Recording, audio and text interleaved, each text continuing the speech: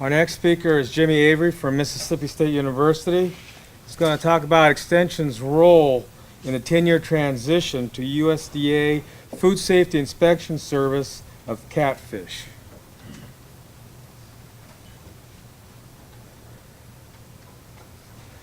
Somebody asked the question on Tuesday how many people in the room had been working in Extension for 5 years or less. Well, you could also ask the same question, how many people in the room have been working for Extension for 35 years?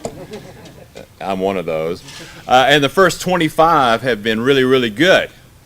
However, the last 10 have been somewhat of a challenge as we look at some of the different needs of a maturing industry. And when I say Extension here, I really want to give credit to everybody that has been tapped by industry to kind of help out in this transition phase. Very few of these people have Extension appointments, but they've all got an Extension responsibility to the industry. And so it's been a big effort by a lot of people and over a long period of time. And of course, what we're looking at here is a change that came along to change change inspection of catfish from FDA over to USDA Food Safety Inspection Service. And this kind of shows the trend in domestic catfish production versus siluriforms. You can kind of see now that roughly 75% of the catfish eaten in this country now is imported. Okay. And one of the reasons for that decline that we see in acreage, this is something I took at a wholesale distributor in Memphis, Tennessee a couple years back. You can kind of see these are all 15-pound boxes of channel catfish. Okay, U.S. catfish is going about $4.93 a pound. Chinese channels are going for about $3.19, and Vietnamese swai were going for about $1.79. All same size fillets, and I'd also say, if you look at that swai, it's individually vacuum packed fillets. All right, they got more in plastic bags in that 15-pound box, okay, than we've got in it as well. And, you know, one of the concerns that we had was really this issue about some of these antimicrobials and parasiticides that were being used overseas. And if anybody ever needs a primer on how to go back and track recalls or condemnations of U.S. Customs, I am the man to talk to. Okay, I can go and tell you what every federal code means, what's fish, what's aquaculture, what's marine, the whole kind of thing. But anyway, you kind of look through there, you know, and earlier we talked, and you look at some of this is a survey that was done for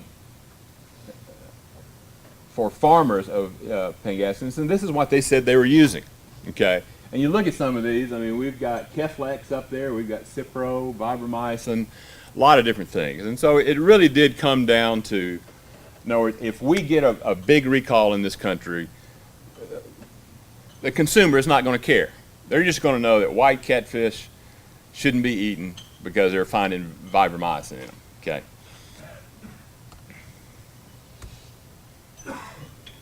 So if you look at this timeline, again, it's been over a 10-year progress now. We've got proposed rules. We've got 2 farm bills in there. We've got domestic inspection that's already kind of started, you know, and so we're still going.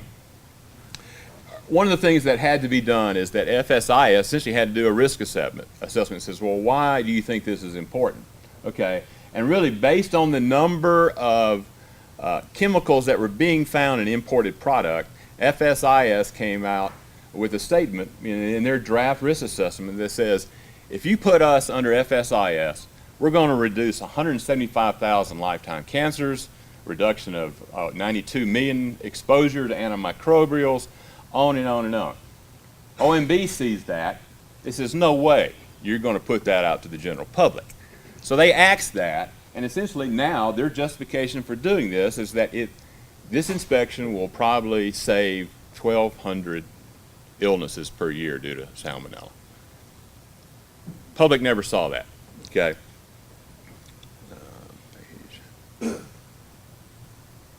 So one of the first things, you know, there were a lot of negative reaction to this move. Consumer groups were afraid that this move would hurt the inspection of other products. Of course, that was somewhat allayed by the fact that there was more money coming in to do this. So one of the things that we had to do is get those consumer groups on board, brought them in, and this is some NGOs here that whenever you're talking about food safety, these are the groups that you have to talk to. We got them down, took them on the tours, gave them educational sessions and this kind of thing, and sure enough, when it got down to crunch time, they wrote a letter of support for us to go out there and say, hey, move this thing along. Okay, it's got to be used. This was something kind of strange. It was now under Homeland Security. Everybody that's being inspected by FSIS has to have a food defense plan. In other words, how are you going to protect your product from a terrorist attack? Okay. And so we go through the process, and we're talking about everything. We're talking about, somebody coming on your farm, putting something in your pond that will eventually kill somebody, in some significant number farther down the line. So we had to do this twice. And one thing I did it both times. I said, look, guys, it would take just as much of that product now as it did 5 years ago when you made me come talk about this. Okay. So we go through that. That's 2 DC meetings we go through. Okay. And of course, none of those people, they were all chicken and cow people. They had never seen a fish before. And so we go up and we do trainings both in DC, in Starkville. These are day-long kind of things, And you look at that, essentially it's an A to Z. Even the person that's on the call, the hotline. When you got a problem with your turkey on Thanksgiving Day, there is an FSIS person you call. Well, in September, you got a problem with your catfish, there's a person at FSIS you can call. Say, how do I not overcook it or whatever? Okay. So those people were in the audience as well. So we did 2 of those, one in DC, one in state. Okay, now we get the proposed rule. It goes from 08 to 11 before we even get a proposed rule. Okay, we go through this probably 125-page document, and we get about 25 pages of suggestions here, and we send those in, both representative of that scientific group, and we also give the industry some suggestions on how they make content as well. Okay, so now we're 6 years down the line. All those people that we trained in 09 are gone. So now we've got to re-teach people. And you start now, they're looking at, now that they look like this might stick, they've got different questions.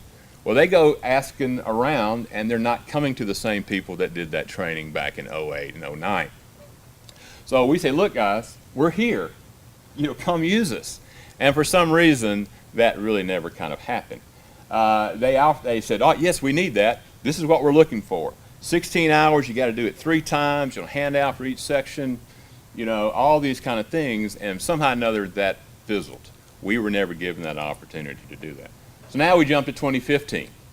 We got the final rule, okay? Essentially there was no comment period or anything else because that happened back in 2011, okay? No need for new input coming into this thing. And really no consideration of the technical committee comments from back that time. So the document we saw in 2011 was pretty much the document that we had in 2015. Okay, so once that final rule is in place, then they want to come down and educate us about how this project is going to go through. And so they have 2 locations. They have one in DC, and fortunately they had one in Stoneville. And the one in DC was really for the importers, and the one in Stoneville was really for our processors and farmers to really kind of know what was going on. So that took a lot of work. You're preparing questions to be asked and for industry to ask. Now somebody puts a bug in GAO, Government Accountability Office, to kind of go and do an audit. Well, we haven't inspected the first fish yet at this point, but somebody needs to do an audit. And so really about not how much it costs, but GAO wants to go back to this thing about how do you grow fish? Why do you need to know? Okay, what's it going to cost is what the senators were asking you to do. Okay, so the other thing, we think everything's flying along though, it's going to go, and then Senator McCain pulls an old kind of archaic method here of pulling stuff out of committee and bringing it up for a floor vote. It had been sitting in committee for the last probably, 3 years, something like that. So within 2 weeks, the Senate votes to return the inspection back to FDA. Okay, so now it has to go to the House for a vote. Okay, well, this is kind of like do or die, all hands on deck. So now you're taking this fight to the House, And so the industry's approach is we're going to all 435 offices, okay, and let them know why we think this is important, okay? So I get involved in the good cop, bad cop scenario here, and where I'm there to answer technical questions. How big is your industry? You know, what kind of chemicals are you seeing in an imported product? Of course, the farmer's there to talk about how it will impact his business. I probably made about 200 of these office visits.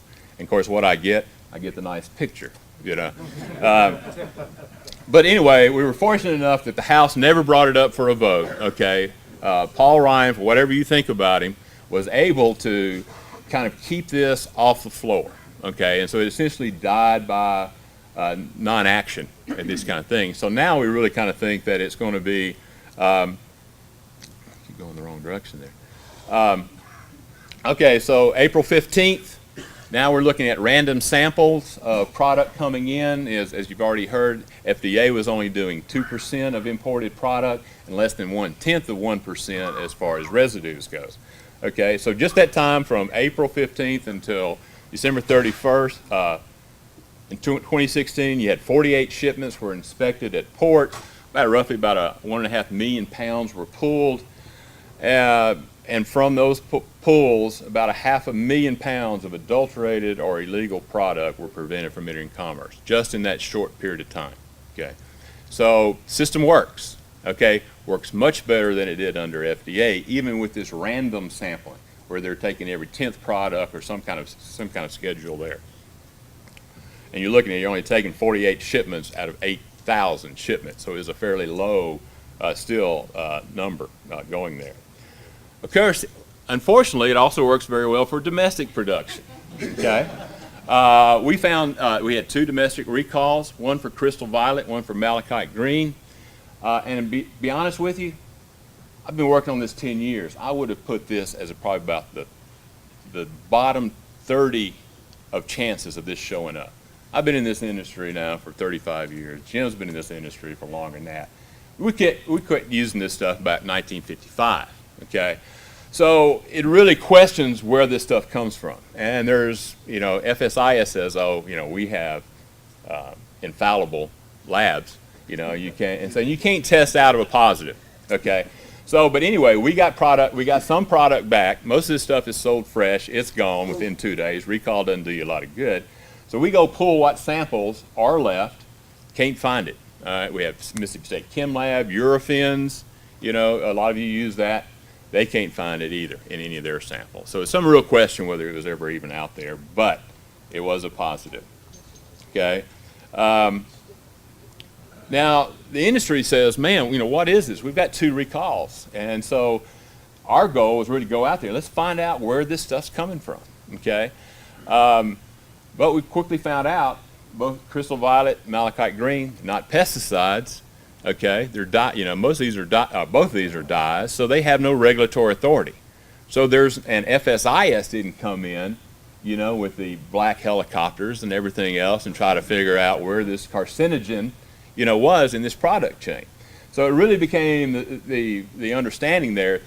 Look, until it's something that somebody's got regulatory authority over, we're not going to find that smoking gun. Okay, so we really had to go change that to change it to prevention. Okay, so we've made an offer to essentially develop a QA program to say, look guys, this is what the impacts that you have on your farm, on your transport trucks, and in your processing plants that could lead to residues. Now, fortunately, the fact, we've been spending 8 years trying to train FSIS to look what to look for. Now we can tell farmers, yeah, this is what they're going to be looking for. We've gone through the guidelines. These best management practices came out. And unfortunately, those best management practices were based on bad information because they did not come back to people that knew the process. Okay, this was zeroed out in and of course, Trump's budget switches it back. USDA had glowing reports how good FSIS was doing, but there were 10 words in the president budget that says no, move it back. Okay, we think it's a non-starter, but it does give NFI something to beat us over the head with as well. So I know I've gone through that quick. If you've got any questions, do it, or we can do it during break. Yeah. Can you talk about the impact to the industry adjusting to